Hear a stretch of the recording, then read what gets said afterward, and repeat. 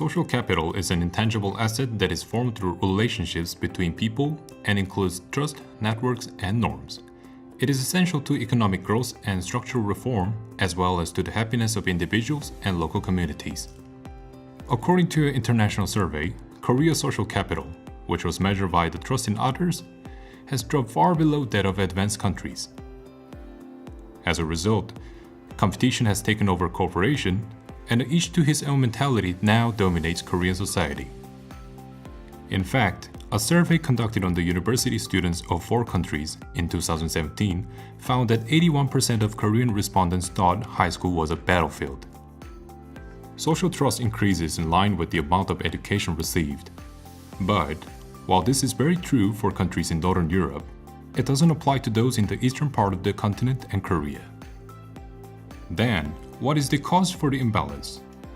Past studies found that the formation of social capital is more contingent on teaching methods than on education level.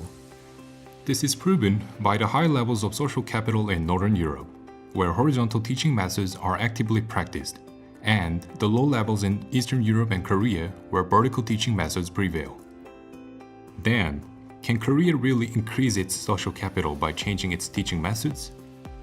In order to find out, an educational experiment was conducted on the students of Gwangju Institute of Science and Technology for 1 semester. 3 classes were taught via vertical methods, centered around lectures, and 3 via horizontal methods that adopted team-based discussions and projects. The changes in the students' network of friends and perceptions of social capital were then tracked. The results revealed that students who were taught by horizontal methods had wider and tighter networks of friends. Also, horizontal classes helped to ease any imbalances within the students' networks so that friendships were not overly dependent on a few specific students. Horizontal classes made bigger improvements in the students' perceptions about social capital, including trust, fairness, and compliance. And the more team discussions and projects that were undertaken, the more inclusive the classes became. So, how are these improvements possible when the subjects didn't deal with social capital? Horizontal teaching methods encourage interaction and collaboration, which in turn expands students' networks and enhances their perceptions about social capital. 학교는 가정을 떠나 사회적인 관계가 본격적으로 형성되는 장입니다.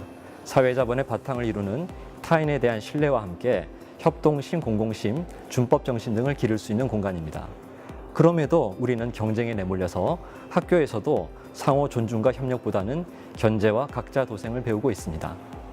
우리나라 교육은 사회자본 함양 효과가 낮은 것으로 나타났습니다. 먼저 수업 방식부터 바꿔볼 필요가 있습니다.